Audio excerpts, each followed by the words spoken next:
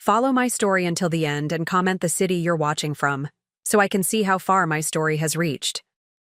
Spent 3 hours preparing that Mother's Day lunch.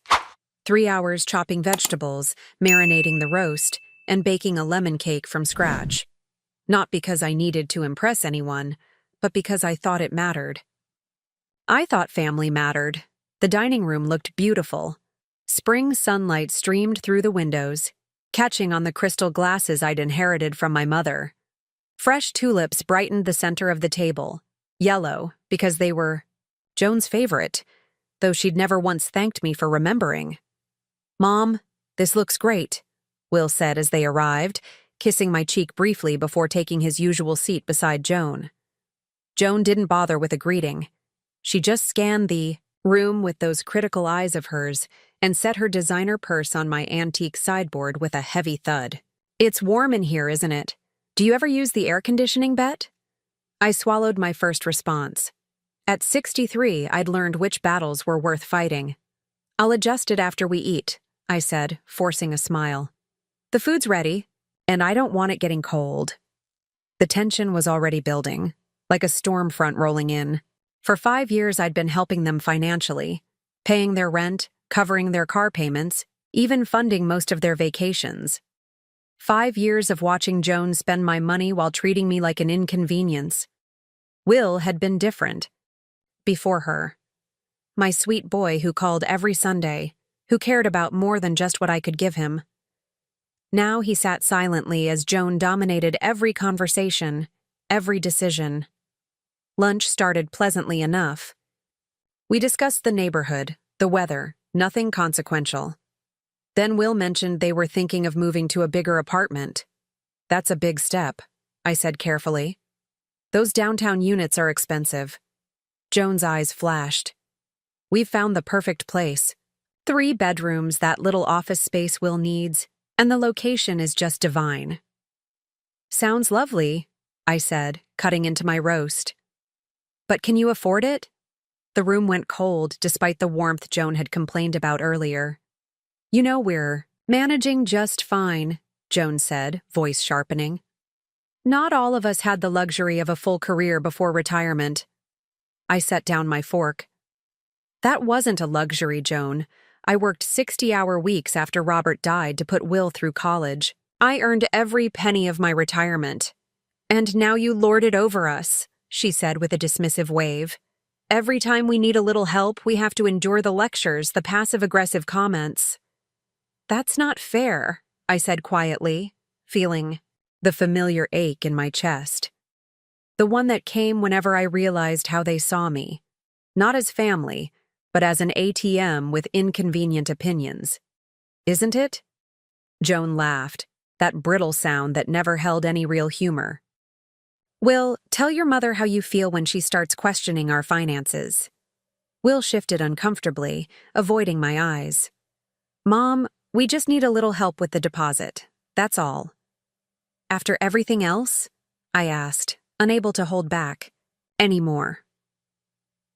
"The rent I've been paying for years? The car payments? Joan's shopping trips?" "Oh my God," Joan interrupted, throwing her napkin onto the table. "This is exactly what I meant. You're not helping us. You're controlling us." "I've never controlled you," I said, my voice wavering. "I just want you both to be more responsible with money. Maybe if Joan got a job." "A job?" Joan's face flushed crimson. "I've been trying to launch my interior design business for years. But no, that's not good enough for the mighty Bet, is it? I'd never seen a single client, never heard about a single project.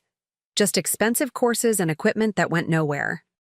"I think we should discuss this another time," I said, attempting to salvage what was left of our Mother's Day lunch. "No. Let's discuss it now," Joan snapped. "Let's discuss how you hold your financial support over our heads like a weapon. How you can't stand that Will chose me instead of staying your obedient little boy forever." "Joan," Will warned, finally speaking up. "No, I'm done pretending," Joan continued, standing up now. "Everyone tiptoes around her because she has the money, but I'm sick of it. You're nothing but a controlling old Megara who can't let go. Megara. Shrew. Hag." The room fell silent. Will stared at his plate. No defense of his mother. No objection to his wife's cruelty. "I think you both should leave," I said, my voice unnaturally calm despite the earthquake happening inside me. Joan grabbed her purse with a triumphant smirk. Will followed her like a shadow, pausing only briefly at the door. "Mom, she didn't mean—" "Yes, she did," I said. "And you let her. That's what hurts the most." I closed the door behind them and returned to my beautiful table, set with such care for people who saw me only for what I could give them. The yellow tulips seemed to mock me now. That night, alone in my too-quiet house, I made a decision. If they saw me as nothing but a bank account, then perhaps it was time to close that account for good. I was done being taken advantage of, done being the family Megara, done letting my own son and his wife drain not just my savings, but my dignity. Tomorrow, everything would change. Sleep didn't come easily that night. I kept hearing Joan's voice, that word, Megara, hanging in the air like poison. But worse than that was Will's silence. My son, who I'd raised alone after his father died when he was just 12, hadn't defended me. Not a word. Morning came with the harsh clarity that only a sleepless night can bring. I made coffee and sat at my kitchen table, surrounded by the quiet home I'd worked so hard to pay off. The same home where I'd bandaged Will's scraped knees, helped with science projects, and celebrated his college acceptance letter. The first call came at 9:17 a.m. Will. I let it go to voicemail. "Mom, about yesterday. Joan was just stressed. You know how she gets. Call me back, okay?"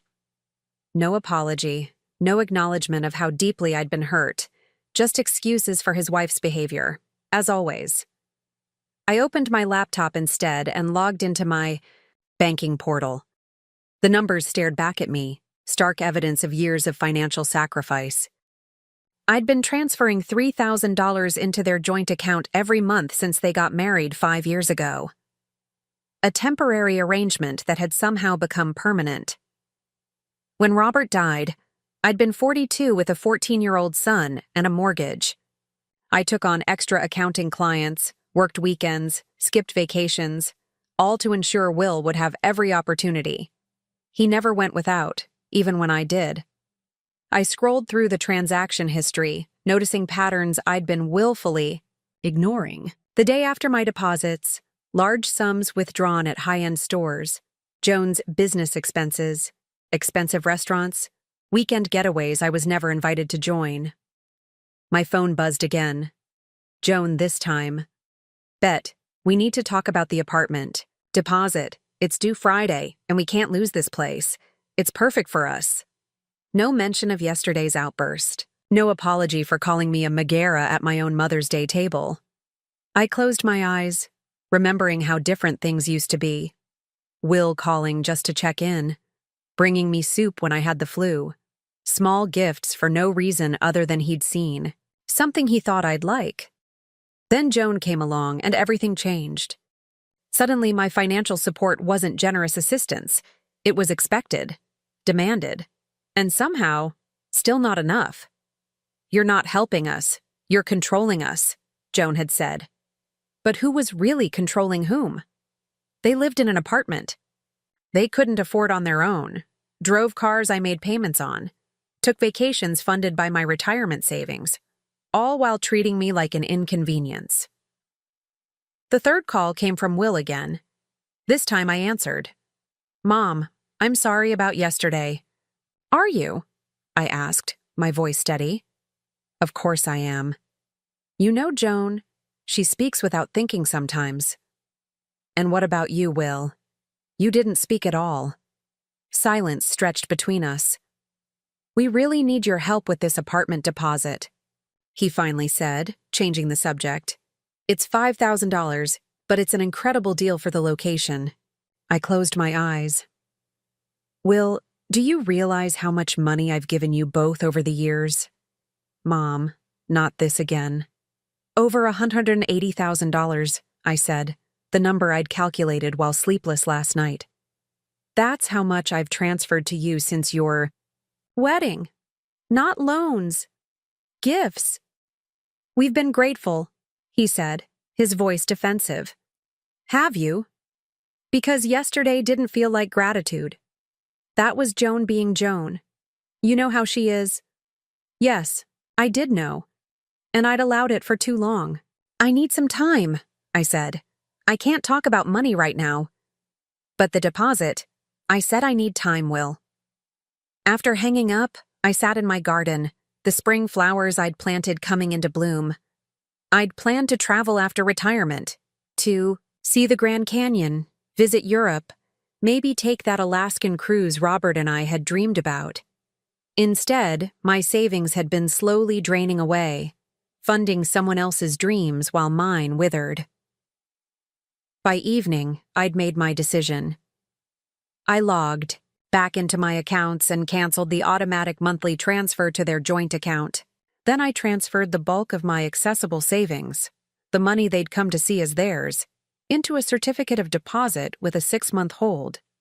Not hidden, not gone, but no longer available for last-minute emergencies that were really just wants disguised as needs. My hands trembled as I confirmed the transaction. For 5 years, I'd been an enabler, watching my son become increasingly dependent, increasingly entitled. I told myself I was helping, but was I? Or was I just making it easier for them to avoid responsibility? The confirmation email arrived with a soft ping. It was done. If they're going to call me a Megara, I whispered to my empty house, I might as well stop paying for the privilege. My phone began ringing again almost immediately, as if they could somehow sense what I'd just done. Will. Then Joan. Then Will again. I silenced the ringer and went to bed, exhausted but oddly peaceful. Tomorrow would bring a storm. I had no doubt. But for the first time in years, I felt like I was steering my own ship instead of being dragged along in someone else's wake.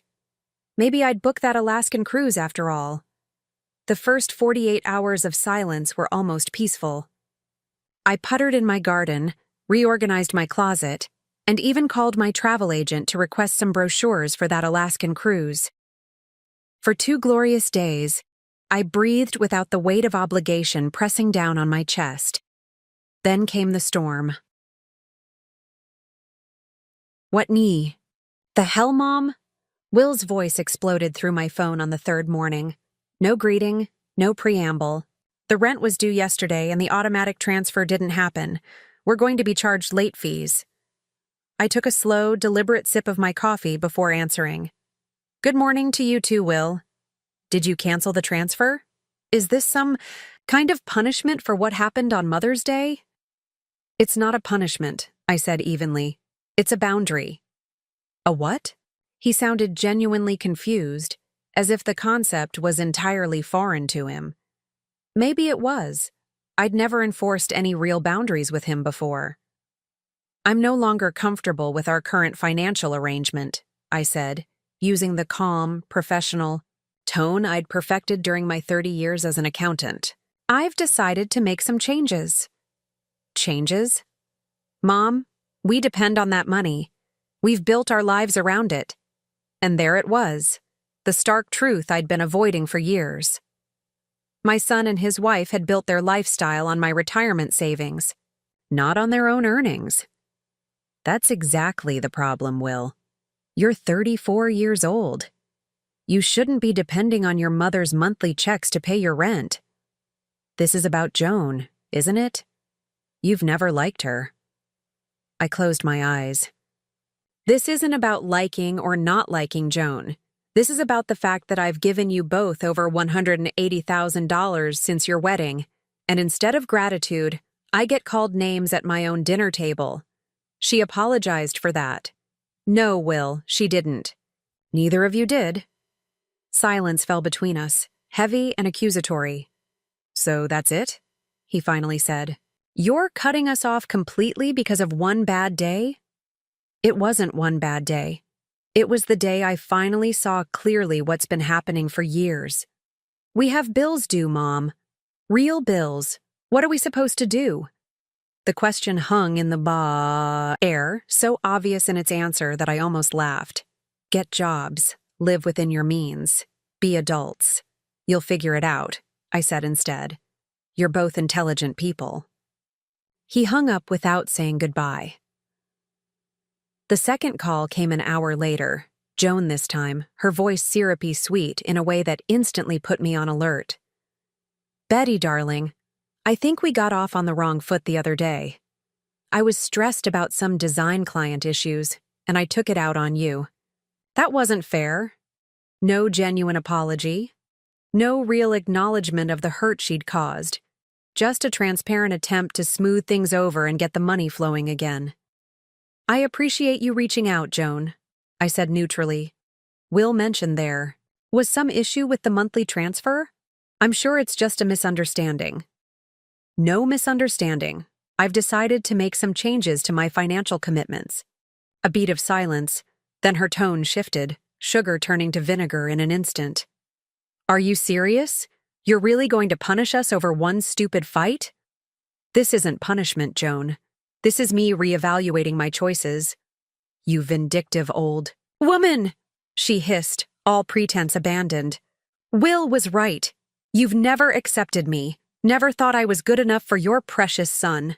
This isn't about you, Joan. It's about the way you both treat me.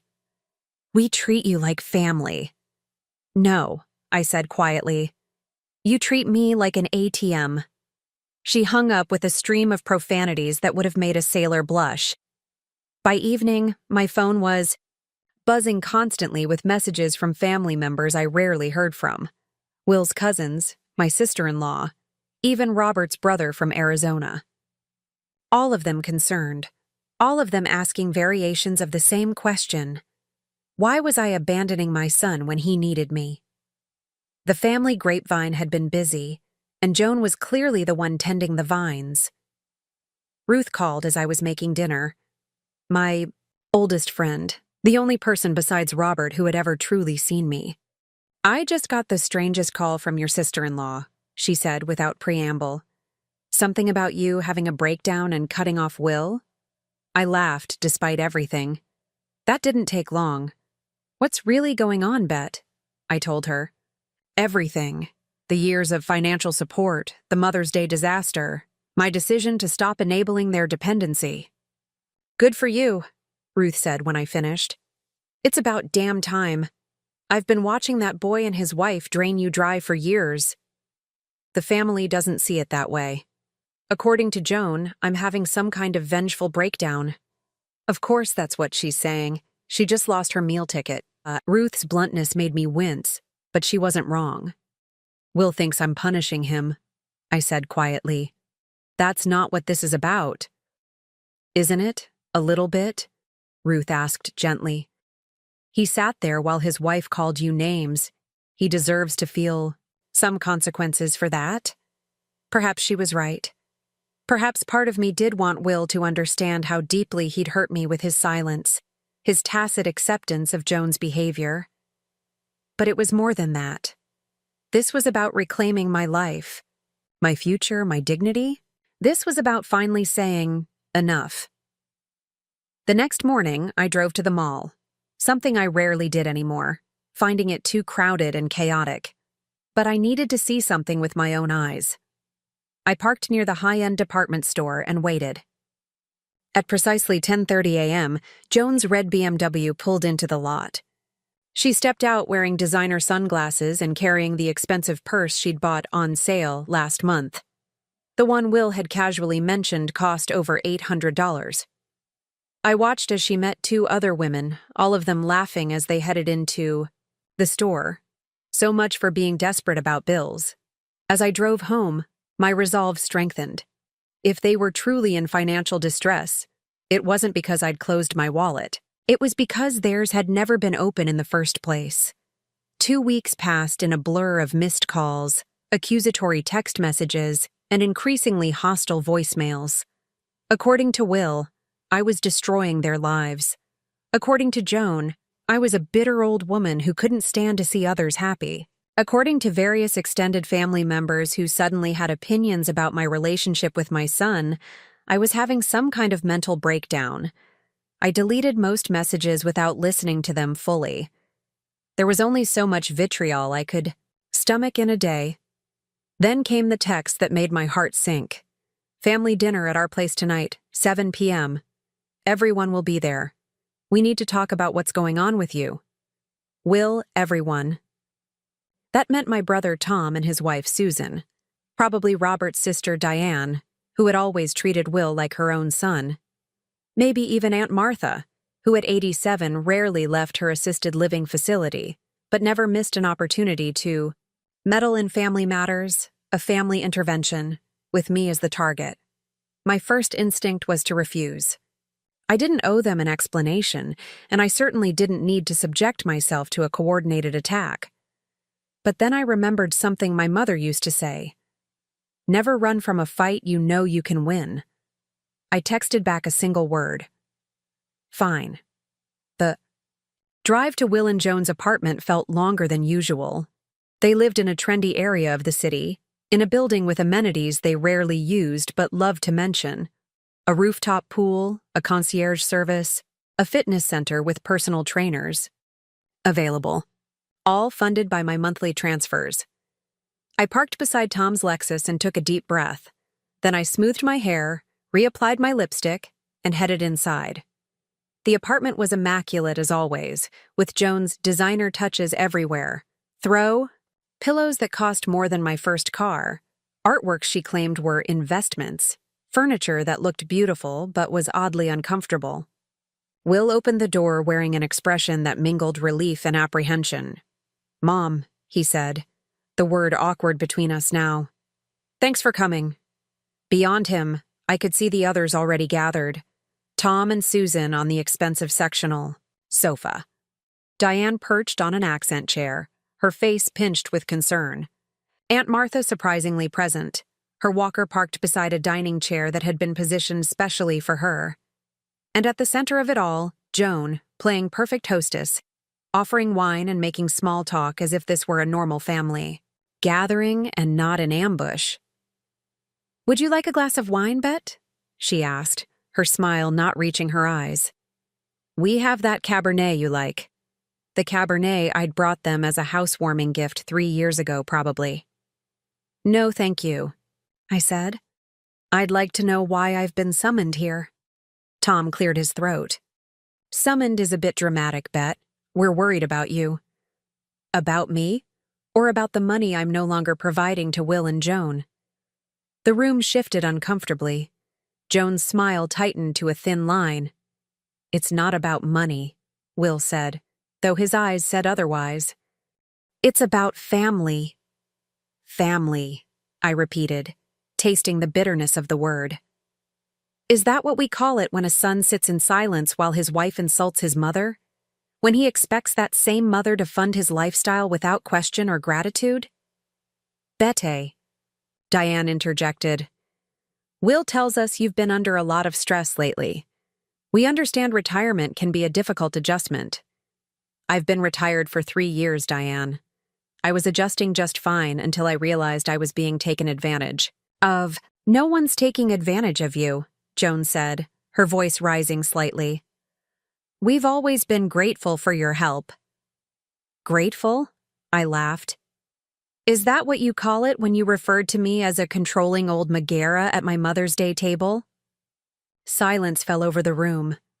Apparently, Joan had left that detail out of her version of events. "Joan was just upset," Will began. "And you said nothing," I cut in. "Nothing, Will. Your wife insulted your mother in the cruelest way possible, and you sat there in silence." Tom shifted uncomfortably. "Maybe we should all take a step back." "No," I said firmly. "I'm tired of stepping back. I've spent the last 5 years watching my retirement savings dwindle while these two live a lifestyle they can't afford. I've listened to Joan complain about my interference while cashing my checks. I've watched my son turn into someone who values money over respect." "That's not fair," Will protested. "Isn't it? When was the last time you called me just to talk, Will? Not to ask for money, not to complain about a bill, just to check on your mother? His silence was answer enough. You've all been summoned here under false pretenses, I continued, looking around the room. There's nothing wrong with me. I simply decided to stop being an ATM and start being a parent again. A real parent doesn't enable dependence. A real parent expects basic respect. Aunt Martha, who had been unusually quiet until now, thumped her cane on the floor. She's right, she said, her voice cracking with age but firm with conviction. You all called me here talking about how Bet's lost her mind, but all I'm hearing is that she finally found her backbone. Joan's face flushed crimson. With all due respect, Mrs. Henderson, you don't know the whole story. I know enough, Martha retorted. I know Robert left Bet well provided for, and instead of enjoying her golden years, she's been bankrolling your lifestyle. It wasn't like that, Will insisted. Then what was it like? I asked. Explain it to me, Will. Explain how it's normal for a grown man and his wife to depend on his mother's monthly checks to pay rent on an apartment they can't afford. Explain how it's acceptable for that wife to insult that mother after years of financial support. The room fell silent again. In that silence, I saw the truth dawn on Tom's face, on Diane's, even on Susan's. They had come prepared to deal with a difficult, irrational old woman. Instead, they found themselves facing an uncomfortable reality about Will and Joan. Maybe, Susan said slowly, we should give Bet and Will some privacy to discuss this. Joan immediately objected. There's nothing to discuss privately. This affects both of us. And there it was, the mask slipping, revealing the fear beneath. Joan wasn't worried about family harmony. She was worried about losing her financial safety net. No, I said, standing up. We don't need privacy. What we needed was honesty, and now we have it. I won't be reinstating the monthly transfers. I won't be funding the deposit on a new, larger apartment. I won't be treated with disrespect by people who claim to love me but only value what I can give them. Will's face crumpled. For a moment, I saw a flash of my little boy, the one who used to look at me like I hung the moon, the one who cried when he accidentally broke my favorite vase and then saved his allowance for months to replace it. What had happened to that boy? Mom, he said, his voice cracking. Please, we need you. Not I love you. Not I'm sorry. Just, we need you. And we both knew what kind of need he meant. No, Will, I said softly. What you need is to grow up. What you need is to stop expecting others to fund your choices. What you need is to remember the values I raised you with: honesty, hard work, respect. I picked up my purse and headed for the door, pausing only briefly to look back at the assembled family members. I'm sorry you were all brought here under false pretenses.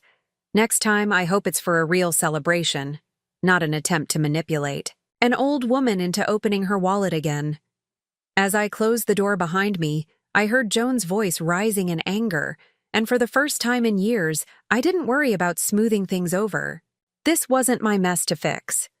It was time they learned to clean up after themselves. After the disastrous intervention, I expected radio silence from Will and Joan.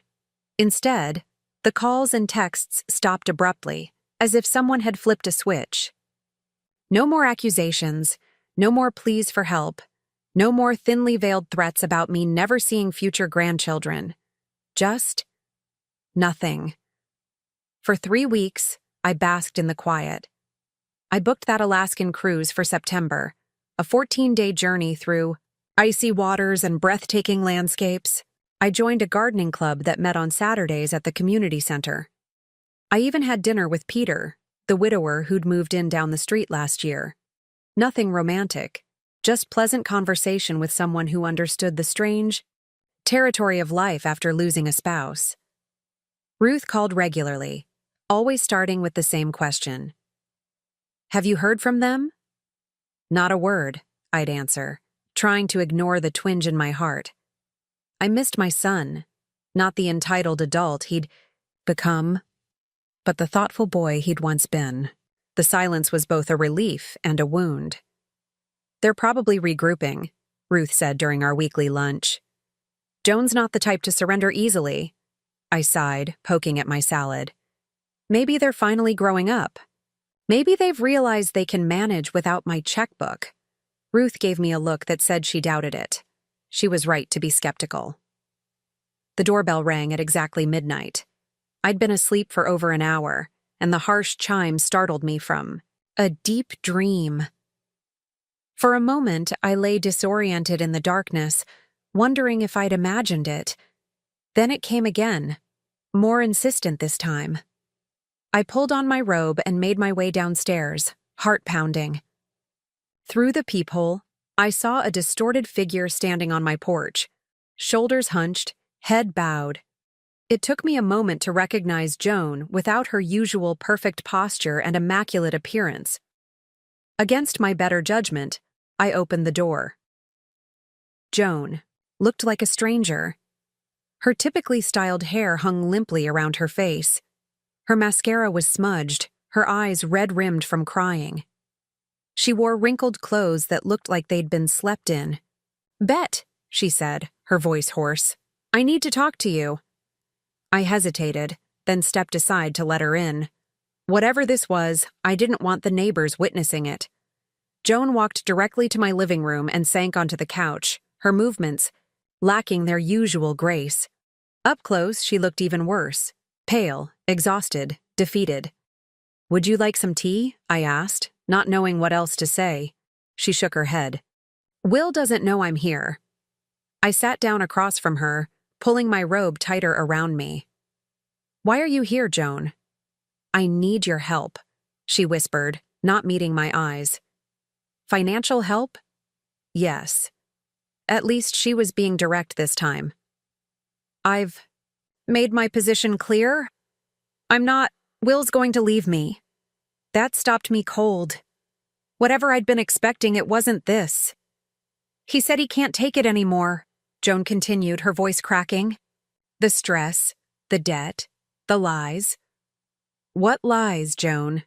She finally looked up, her expression a mix of shame and defiance. "I have a problem." "What kind of problem?" "Shopping, spending." She gestured vaguely. "The therapist calls it a compulsive behavior." Therapist. That was new. "How long have you been seeing a therapist?" "Since you cut us off," Will insisted. She laughed bitterly. "He said I needed to figure out why I can't stop spending money we don't have." I leaned back, processing this new information. "How bad is it, Joan?" "Bad. Really bad." Her hands trembled as she reached into her purse and pulled out a crumpled envelope. "These are just the credit card statements." I opened the envelope and felt the blood drain from my face. 6 credit cards, all maxed out. The total was staggering, over $87,000 in debt. "Will doesn't know the full amount," Joan said quietly. "I've been hiding statements, intercepting mail, telling him things are under control. But they're not."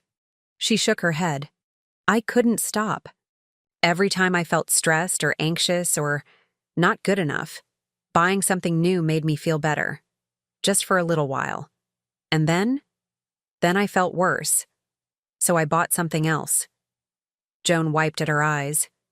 "It's been like this since I was a teenager. My parents always bailed me out. Then I met Will, and you were always there with another check, another transfer." "We enabled you," I said softly. Joan nodded.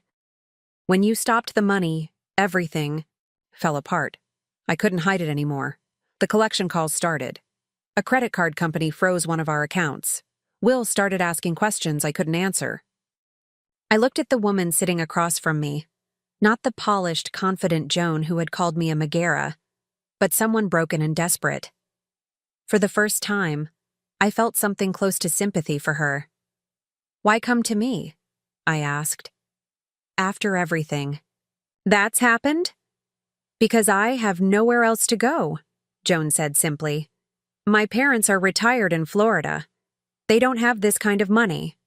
My friends. She trailed off. They're not really friends. They like my lifestyle. The shopping trips, the lunches. They won't help now. And what do you expect me to do? I don't know, she admitted. Pay off the debt? Save my marriage? Tell me how to fix this? I stood up and walked to the window, looking out at my darkened street. It would be so easy to write a check, to smooth over the problems as I'd done for years. But would that actually help Joan? Would it help Will? If I paid off these debts, I said slowly, what would change? Would you stop the compulsive spending? Would Will suddenly start standing up for himself? Would either of you learn anything? Joan didn't answer, which was answer enough. You called me a Megara because I suggested you be more responsible with money, I continued. You resented my interference while happily taking my support. You turned my son against me when I finally said enough. I know, Joan whispered. I'm sorry. Are you? Or are you just sorry that the consequences have finally caught up with you? Her silence spoke volumes. I turned back to face her. I won't give you money, Joan. Her face crumpled. Then Will is going to leave me. Maybe he should, I said, not unkindly. Maybe you both need to face reality without a safety net.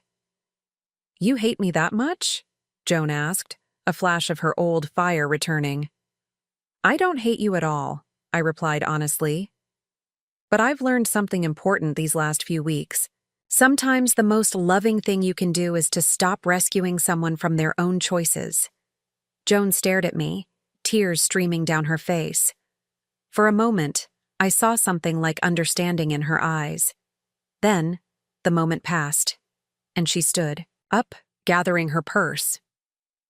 You'll regret this, she said, but the threat sounded hollow even to her own ears.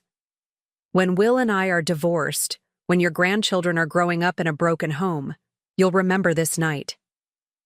I opened the front door for her. What I'll remember, Joan, is that I finally stopped being an enabler and started being a mother. She stepped onto the porch, then turned back one last time. I really am sorry for what I called you, for how I treated you. She swallowed hard. I just don't know how to live any other way. You can learn, I said, but not if everyone keeps making it easy for you not to. I watched as she walked to her car. Not the red BMW I noticed, but an older sedan I didn't recognize. As her taillights disappeared down the street, I felt a strange mix of sadness and relief. For the first time, I'd seen the real Joan. Not the confident, polished woman who had swept my son off his feet, but the broken person beneath the facade. And in her brokenness, I recognized a truth I'd been avoiding. In my attempts to help, I'd been part of the problem all along. Chapter 6. The Liberation. The morning of my Alaskan cruise departure dawned bright and clear. I stood in my bedroom, surrounded by carefully packed suitcases, and took a deep breath. 2 months had passed since Joan's midnight visit. 2 months of silence from both her and Will. 2 months of rebuilding my life without the weight of their expectations draining my energy and my bank account. Are you sure you don't want me to drive you to the port? Ruth asked over the phone. It's no trouble. The car service is already booked, I replied, checking my watch. Besides, you'd just cry and make me feel guilty for leaving you behind for 2 weeks. Ruth laughed. You know me too well. Her voice softened. Have you heard anything? She didn't need to specify from whom. Not a word. Their loss, Ruth said firmly. You're going to have an amazing time. After we hung up, I did one final sweep of the house. Plants watered, mail on hold, lights on timers, everything perfect. As I wheeled my suitcase to the front door, the doorbell rang. Probably the driver, early. I opened the door with a welcoming smile that froze on my face. Will stood on my porch, hands in his pockets, looking older than his 34 years. "Mom," he said quietly. "Will?" My voice sounded strange to my own ears. "I wasn't expecting you." He glanced at my luggage. "You're going somewhere?" "Alaska. A cruise. I leave this morning." He nodded, processing this information. "Can I come in? Just for a minute?" I hesitated, then stepped aside. Will entered cautiously, as if he wasn't sure of his welcome in the home where he'd grown up. "I would have called first," he said, "but I was afraid you wouldn't want to see me." "I would have answered," I said simply.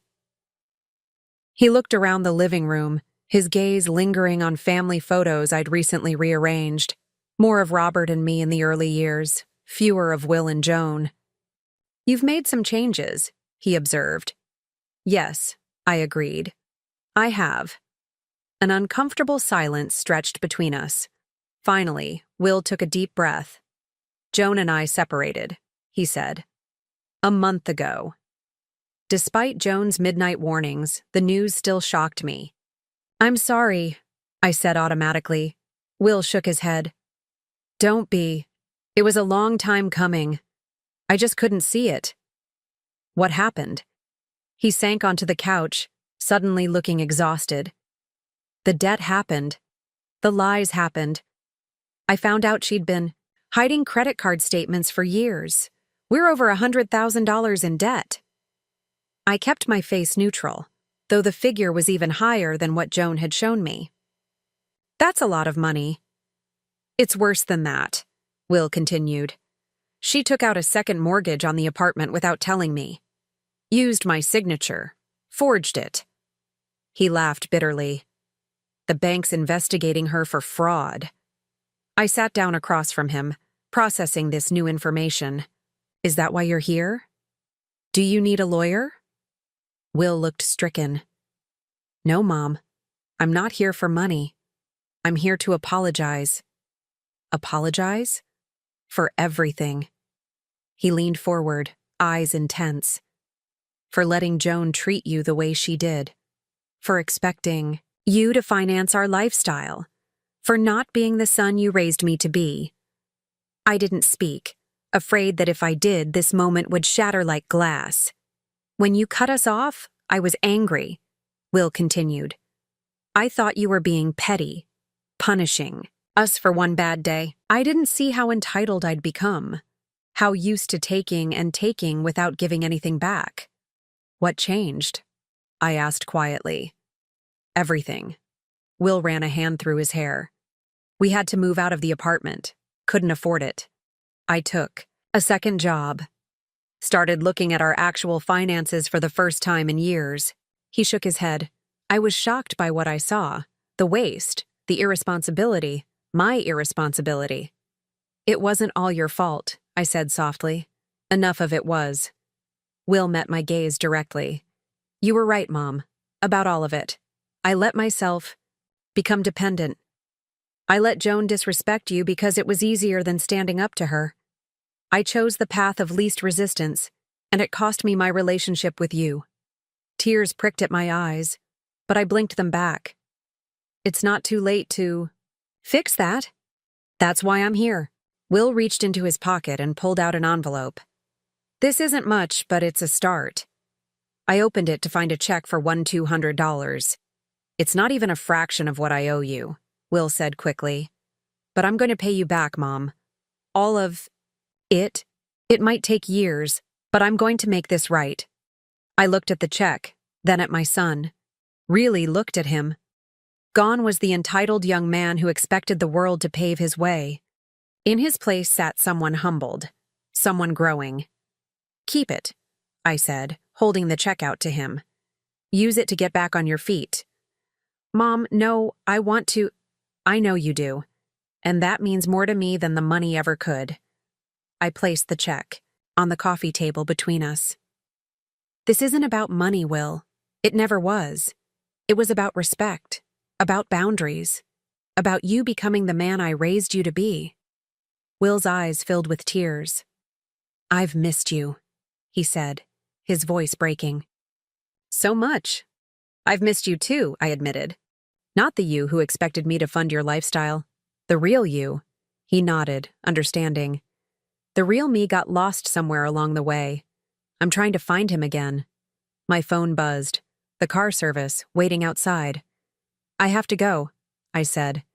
Reluctantly. My cruise. Will stood up quickly. Of course. I didn't mean to keep you. He hesitated. When you get back, maybe we could have dinner? Just the two of us? I'd like that, I said, surprised by how much I meant it.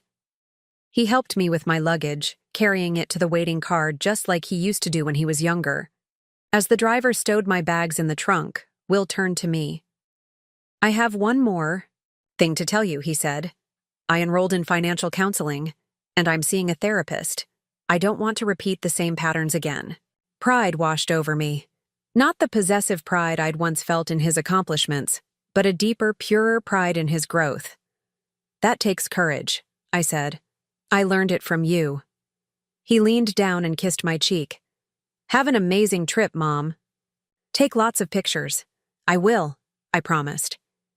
As the car pulled away, I watched Will standing in my driveway, waving. I didn't know what the future held for us, whether we could rebuild the relationship that had been so damaged. But for the first time in years, I felt hope. That night, as the cruise ship pulled away from the harbor, I stood on the deck and watched the city lights recede into the distance. The salty air filled my lungs, and a sense of profound peace settled over me. I'd spent so many years being everyone else's support system that I'd forgotten how to exist for myself. I'd given and given until I was hollow, thinking that was what love meant. But real love had boundaries. Real love expected respect. Real love didn't drain you dry. 6 months ago, being called a Megara at my own Mother's Day table had felt like the ultimate betrayal. Now I recognized it as the moment that set me free, the moment I stopped accepting crumbs and started demanding the feast I deserved. The ship's horn sounded, long and low, as we moved into open water. Above me, stars emerged in the darkening sky, countless pinpricks of light. Somewhere ahead lay glaciers and fjords, wildlife and adventure, new friends and experiences I'd denied myself for too long. I leaned against the railing, feeling lighter than I had in years. The money I'd put aside, the money I'd finally stopped giving away, was now funding the dreams I'd postponed. The energy I'd spent managing Will and Joan's crises was now my own again. My phone buzzed in my pocket, a text from Ruth. Bon voyage. Remember, you don't owe anyone your joy. I smiled, typing back. Lesson learned. Finally. As the shoreline disappeared completely, I made myself a silent promise. I would never again mistake sacrifice for love or boundaries for cruelty. I would never again allow anyone to make me feel guilty for valuing myself. And if that made me a Megara in someone else's story, so be it. In my own story, I was finally gloriously free.